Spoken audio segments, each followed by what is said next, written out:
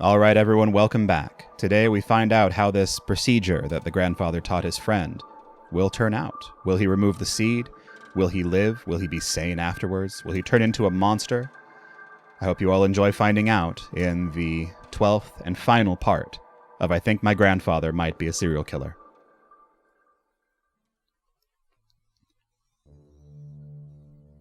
My grandfather is gonna die, and it's my fault. That's the thought that keeps pushing to the surface as I pound on the lab door, screaming for Prakash to let me out. To not do this. I try to force the idea back down. It's a distraction, and I need to focus. But it keeps working its way through me like shrapnel driven by some inexplicable need to harm.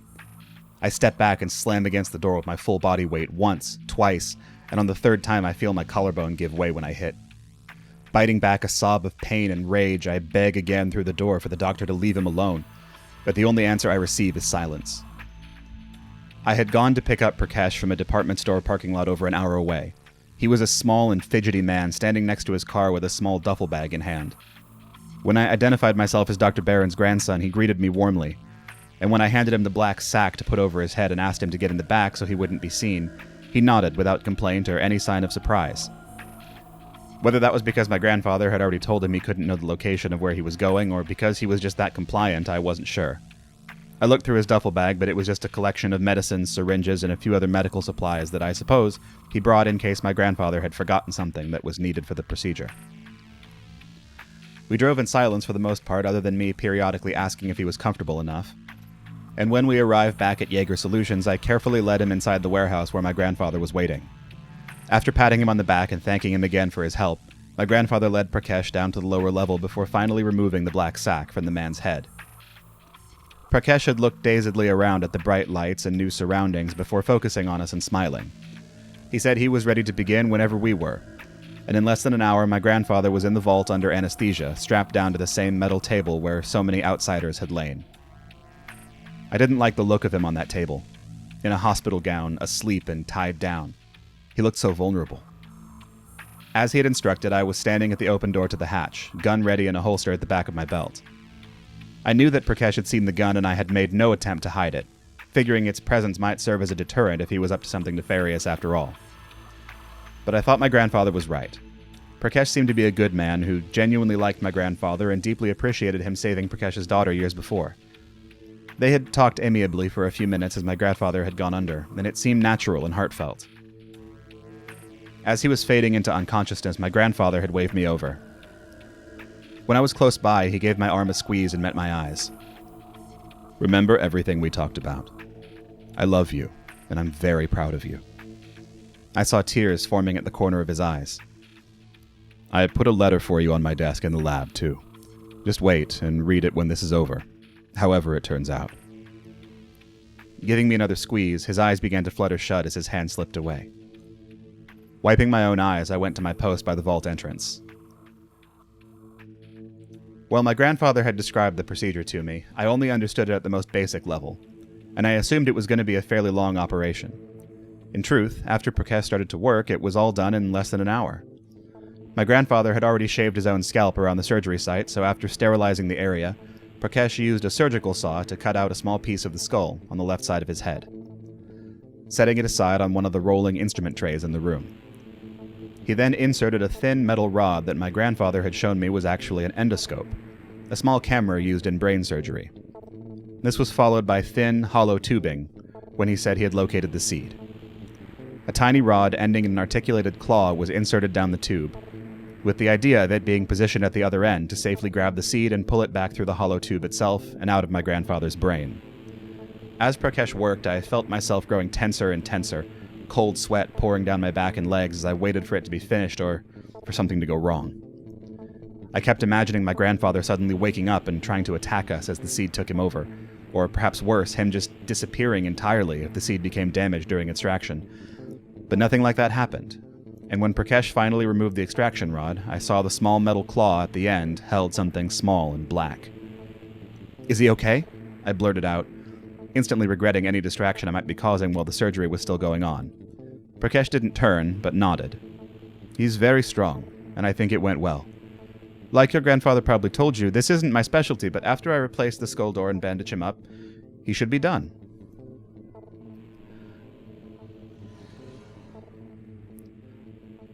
I nodded back before realizing he couldn't see it with his back turned.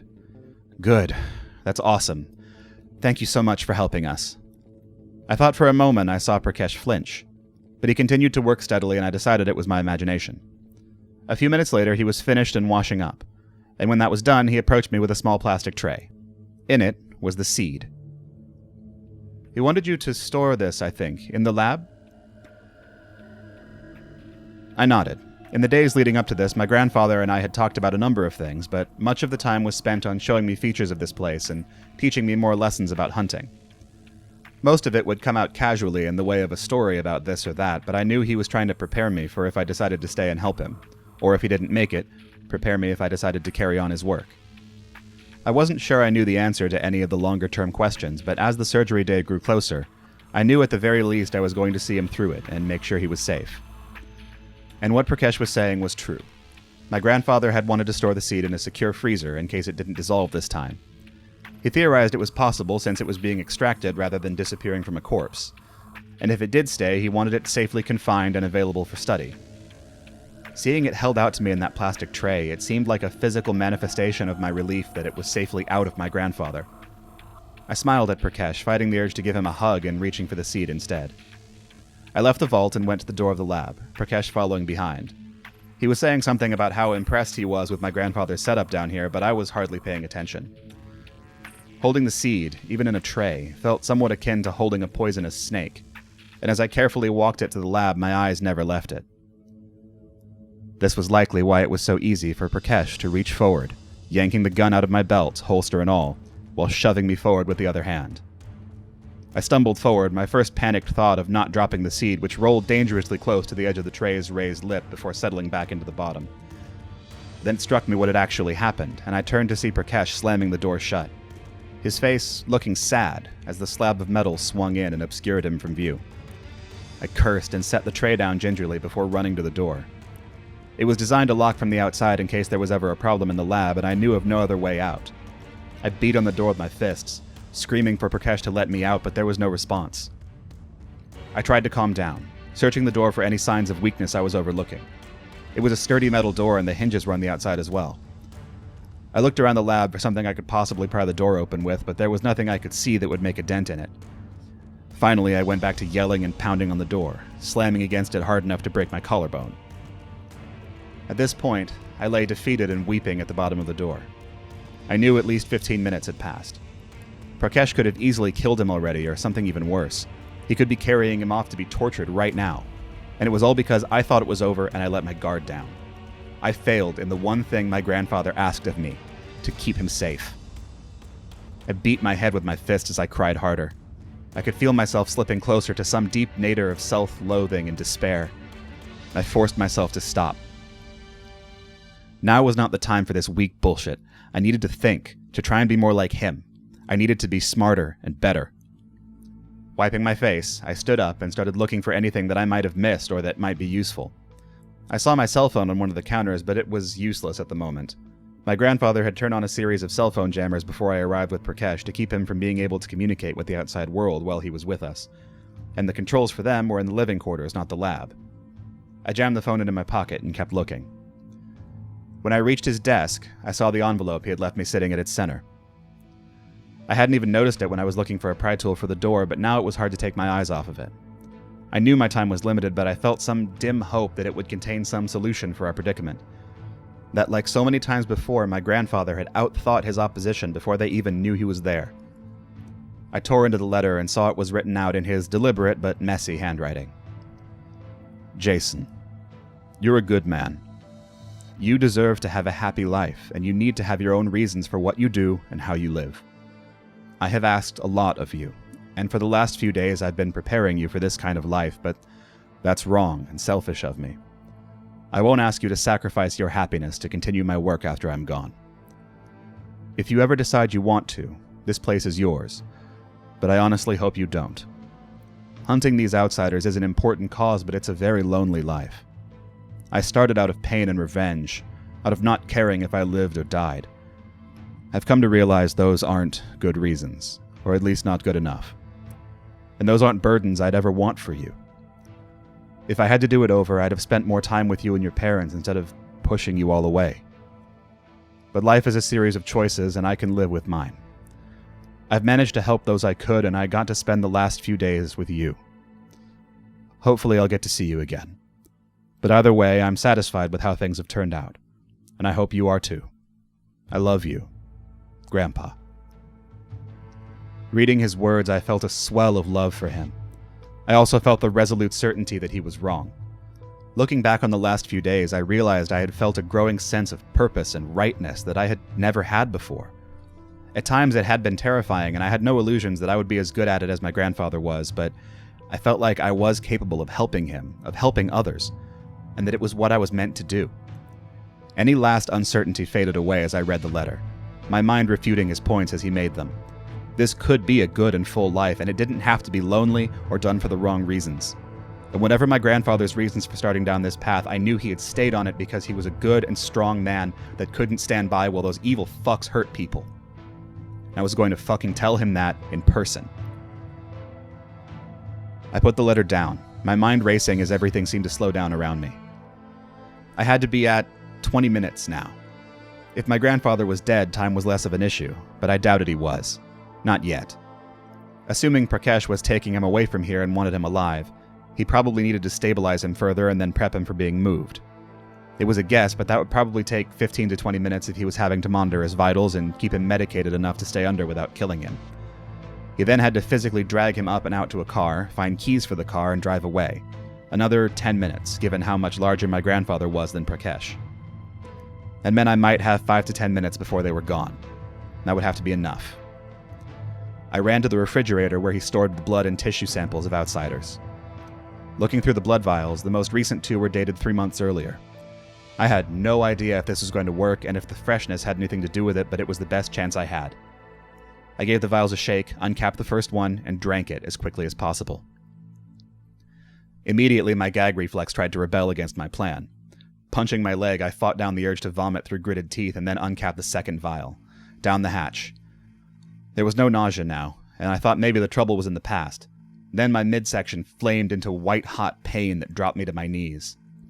I would have screamed if I was able, but there was no air left in my lungs, or in all the world at all, it seemed. I fell onto my side, clutching my stomach with both hands as the pain rolled upward into my chest. I felt myself spasm once, twice, and then the pain was suddenly gone. Fuck, I gasped, ragged breath slowly coming back to me. Okay, part 1 done. Ideally, I would have waited longer for the next step to ensure that the blood had time to take, if it was going to at all, but there was no time, and I was just going to have to hope for the best. Leveraging myself back up to a semi-standing position, I used the counter to shuffle around to where the plastic tray sat. I swallowed my revulsion at the sight of the seed sitting there, its black surface reminding me of the dark surface of a spider's abdomen as it sat hunkered down and quietly dangerous. Not giving myself more time to think about it, I picked the seed up and swallowed it quickly like the world's bitterest pill. It had almost no taste other than being faintly salty, and I suspected that taste was coming from the bits of brain fluid clinging to its surface. I held onto the counter and waited, my worry building that ingesting it would either do nothing or just make it easier for it to take me over, blood or no blood. After a minute with no change, I walked slowly back over to the door and put my ear up to it, trying to hear any signs of what Prakash was doing or if my grandfather was still alive. At first I heard nothing, and then I realized I was hearing something after all. A small popping sound. But it wasn't coming through the door, and as I turned and looked around the lab, I couldn't find its source there either, and that's when I realized it was my collarbone knitting back together. Within a couple seconds, the pain in my shoulder was entirely gone, and as I slammed my fist into the door again, I could feel the change immediately. My arms felt stronger, more solid, and with each blow, I felt the door starting to give way more and more. When I felt the first hinge pop loose on the other side, I shifted to kicking the door. 3 kicks later, it was down, and I was out. I looked around, but saw no sign of anyone in the hall or across in the living quarters. Heading into the vault, I was terrified I'd find my grandfather's dead body laying on the metal table, but it was thankfully empty. That left outside. I ran upstairs and was heading outside to see if the cars were still there when I caught sight of movement in the corner of my eye. I turned back to see Prakash hunting for a set of keys at the little corner workshop my grandfather had set up in the above-ground warehouse. When he heard me approaching, he spun round, his eyes wide. You got Stay back. I'm warning, I'll shoot you. He glanced down, and I could tell by his expression that he had left my gun in the car. It doesn't look like you will. Where's my grandfather? His eyes darted towards the cars outside, but he was already shaking his head. I have to take him. They found me. They found my family. If I don't take him to them, they're going to take my wife, my baby girl. I raised my hand. Stop. Shut up. Who took them? The cult, the House of the Claw. I think they'd been looking for us since my daughter got away from them, but shut up again. Your daughter was part of the cult? He nodded weakly. She was brainwashed. Fell in with them through a college boyfriend, and when she wanted to leave, they wouldn't let her.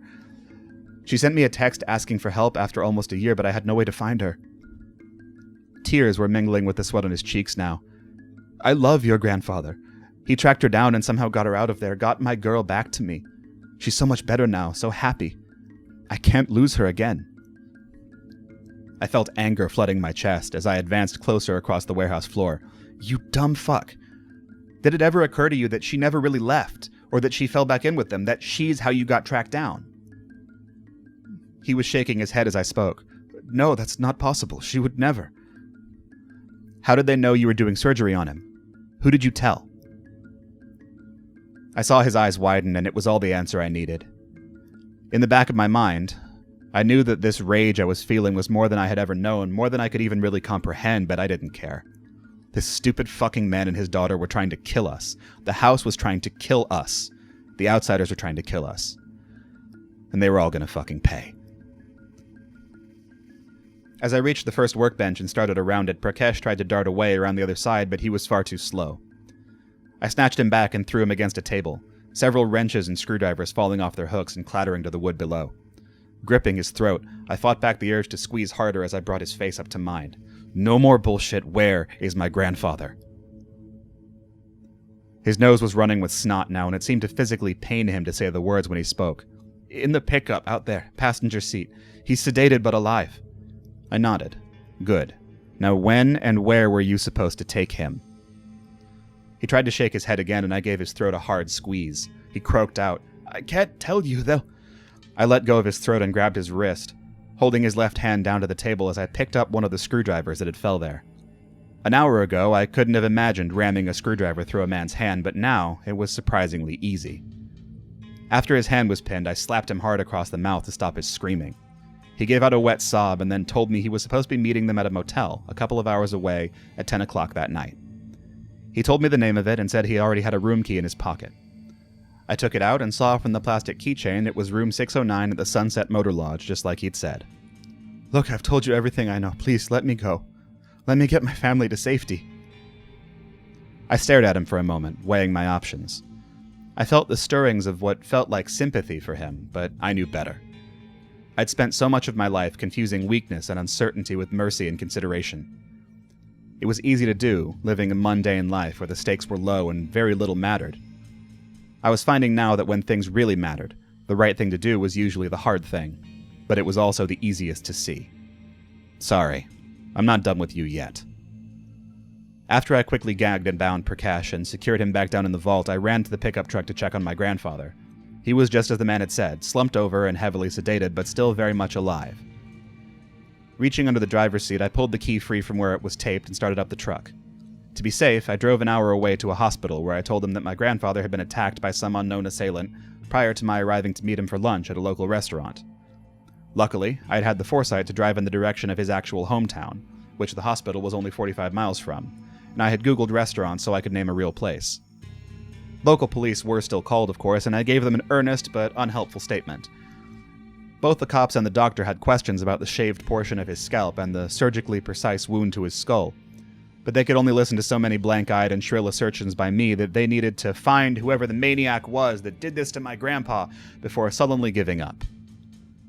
The whole thing looked bizarre, but what could they do about it? 3 hours later, I was done with the questions and knew he was in stable condition, so I left to finish what had to be done. By 8 o'clock, I was in room 609, waiting, and the evil cultists were punctual, if nothing else. At 9:59, there was a heavy knock on the door. Looking out the peephole, I saw 3 figures, meaning there was at least 1 or 2 more out there somewhere. I opened the door, staying behind it, figuring they would come on in and be distracted when they saw what was inside. It worked well. As the light from the parking lot security lights spilled across the room, 2 figures tied to motel chairs were illuminated. Their forms and features a patchwork of amber light and shadow as the men entered the room in confusion. The first figure was Prakash. He was clearly dead, his arms broken and held at odd angles, and his throat cut almost to the point of decapitation. The second was Prakash's 30-year-old daughter, Gabrielle. Or as one of the cultists called her, "Gabby, baby, what are you doing here?" The man was rushing forward to kneel at her side, trying to pull the gag off her tear-streaked face. Her eyes had gone to him immediately when the door opened, but now they were back on me, the shadow behind the door. She tried to scream a warning through the gag as it was yanked down, but it was too late. I slammed the door shut behind them, driving a knife into the neck of the closest one as the third started running towards me. He started fumbling for a gun, but he was slow, and by the time he started to raise it, I had already removed the knife from his friend and slashed it across his eyes, banishing any idea of attack from him forever. He clutched his face and began to yell, but it was all short-lived. 5 fast stabs into his torso and he slumped to the floor, as his life seeped out onto the dirty orange carpet. By this point, Gabby's voice was free and she was yelling for Keith to kill the motherfucker, which was apparently me. Keith had different ideas, as he had abandoned trying to free her and was running for the bathroom. Gabby's opinion of who the motherfucker was seemed to shift suddenly, but it didn't matter. They were all going to die. I was going to pursue Keith, but then the front door crashed open as the remaining members of the cell came barreling in. I jammed my knife into the smaller one's thigh, but my hand slipped off the blood-soaked handle, even as the larger of the two brought a ham-sized fist down across my face. I felt something give as my jaw shattered, and the world went gray. I was only out for a couple of moments, but it was enough time for the pair of them to hit me again, and for courageous Keith to come back in and start trying to explain to Gabby the merits of a strategic retreat. I acted as though I was nearly unconscious, taking the hits while trying to propel myself back to the front door. It had slammed back closed after their entry, and while the latch was broken, it seemed wedged shut pretty tight. I assumed they noticed it too, or they wouldn't have let me stumble or fall against it in the first place, laughing bitterly about how they were about to fuck my world for what I had done to their friends. They looked confused as I pushed myself up the door slowly and looked at them, my eyes clear. My face felt swollen and lopsided, and I could feel my jaw itching. "You haven't noticed the cell." Keith looked at the other two, the smaller of which was sitting on the floor now, trying to tie a belt around his leg. "The fuck is he saying?" "I have.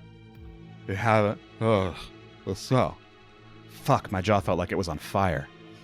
Not thinking, I grabbed it and shoved, a bolt of pain shooting through my head as it snapped back into place. I said, "You haven't noticed the smell." Their eyes went wide, first looking at me and then at Gabby as she started screaming, "Shit! I remember, when he brought us in the room it smelled like gas. It's gasoline." I reached into my pocket and brought out the small flare I had brought from Jaeger Solutions. I think I might survive this. I doubt any of you will. Lighting the flare, I tossed it down in the middle of them and watched as everything turned to fire. The newly freed Gabby and Keith ran for the bathroom, but I had already been in there. The window was too small for a person, and I had soaked the walls in there, too. They were already engulfed as they reached the doorway, their flaming bodies dancing together towards an escape they'd never find.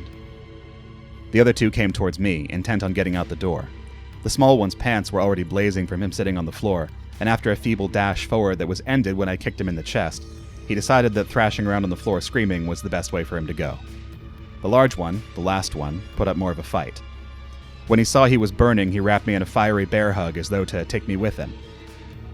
I burned with him for a few seconds before his ligaments gave way, and he slumped down, a layer of his molten skin sloughing off onto the front of my smoldering shirt. I turned and yanked the door open, dropping outside on the concrete walkway to roll away the few places I was starting to catch fire myself. And then I was up and running around to the back where I'd parked the car. On the way to the hospital, I stopped and changed into the extra set of clothes I'd brought, and by the time I reached my grandfather's room, the only sign of trouble I still carried with me was a sweet, smoky smell that still clung to my hair. I thought he was asleep when I entered the room, but then his eyes were open and staring at me. He didn't say anything at first, and as I approached his bed, he frowned. Who are you?" I felt my stomach plummet. After all of this, his brain had been hurt by the surgery after all. But it was okay. I would take care of him, and hopefully, over time... I realized my grandfather was laughing, and my jaw dropped open. Sorry, I couldn't resist. You old bastard, that's not funny. He grinned at me. It's kind of funny. He stopped and looked at me, his face growing more serious. Are you okay? I know things must have gone wrong somehow for me to wind up here. What happened to Prakash? I looked away at the wall. He made some bad choices, but it's dealt with. I dealt with all of it, and we should be okay. My grandfather frowned again. I don't want you having to deal with all of this. It's not fair to you. I looked back to him, shaking my head. It's my choice. I want to help, and I want you to teach me. We can do more together. I paused. And neither of us will be alone anymore. He studied me for several seconds before clearing his throat and nodding. I liked the sound of that. I hope you've all enjoyed the conclusion to I Think My Grandfather Might Be a Serial Killer. And I hope to see you all again for the further stories set in the Outsiders universe. As always, I'll include a link to the original post and the art and music I've used in the description down below.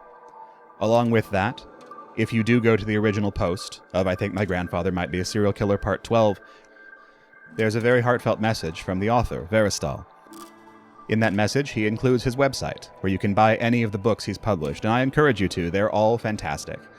I hope to see you all again soon. Goodbye.